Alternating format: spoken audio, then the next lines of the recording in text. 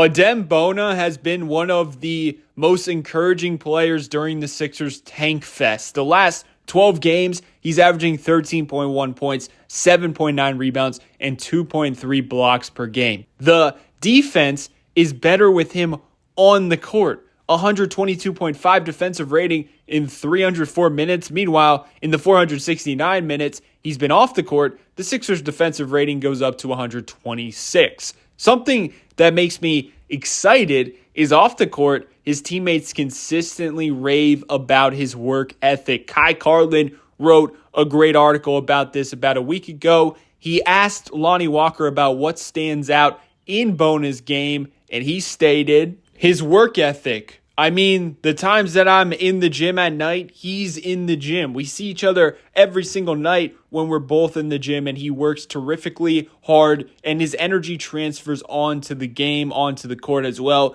and it's contagious. Every time he's jumping for a rebound or trying to get a block, and you hear him talking, you hear him running, you hear him screaming. You got to love players like that each and every game. He's going to give it 110%. So he's only going to continue to get better and better. I mean, he's a super athlete. His ability to run and jump, the sky's the limit for him. And overall, his athleticism is crazy. It's wild going from our past backup centers recently. Paul Reed, washed Andre Drummond, and Dwight Howard. None of those options have bounce. They didn't really play above the rim consistently. And I mean, Joel Embiid doesn't really have bounce anymore as well. So watching Bona this year is like, wow, we've been missing above average athleticism at the center position lately, and we really haven't had it since young Joel Embiid. And it turns out, allegedly, Bona broke the record for vertical jump at the NBA Combine. The article states reportedly during a private workout with a club,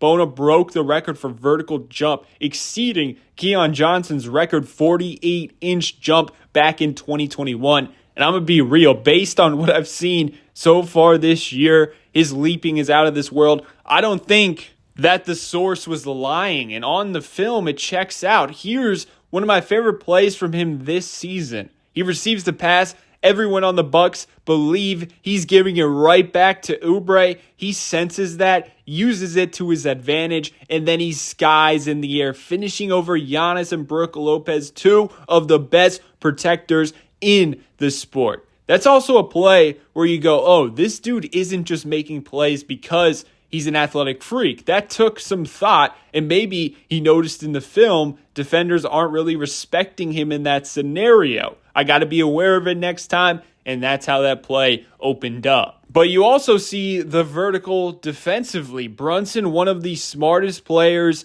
in the NBA. Consistently, he knows whether he can get a shot off or not. Versus Bona here, he clearly underestimates him. Look at how high he is meeting the ball on that floater, going way above the rim. Now he's an undersized center, under 7 foot, stands at 6'10" to be exact. At least that's what he's listed at.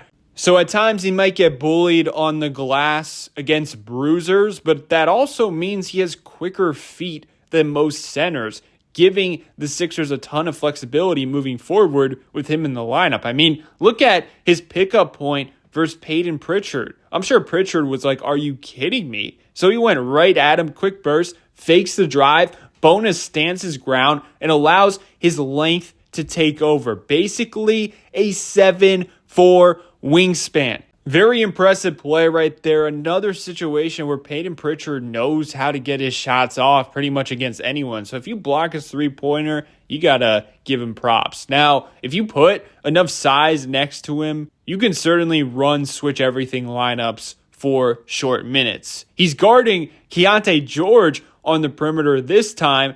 The dribble moves just don't shake him at all, and the rest is history.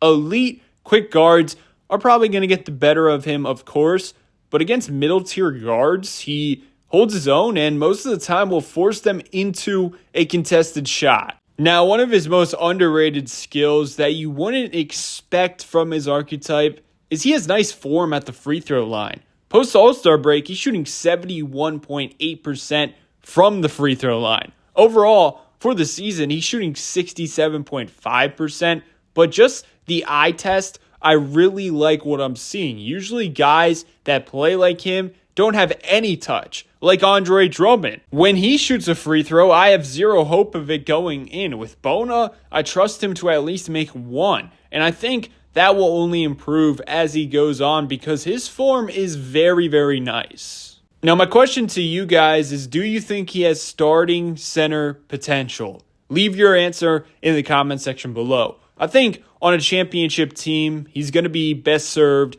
as a backup center. But ultimately, I think the guard play on the Sixers matters in that answer as well. You see, the Lakers have survived just fine with Jackson Hayes at center with Luka, Austin Reeves, and LeBron. I don't think it's that far-fetched to believe that one day Bona can do what Hayes did this season. But most likely the Lakers are not winning the NBA title. I think he can be a starter on a high-caliber playoff team if the guard play is elite one day. But if you told me in 5 years the team that he was on won a championship and he had a role on it, I would definitely guess that he was in the backup role. So yeah, let me know your thoughts on that opinion in the comments section. Overall, it's been a great rookie season for him, and I'm very excited to see what he looks like in year 2. Let me know your thoughts below. Leave a like and subscribe. Have yourself a great day, and peace out.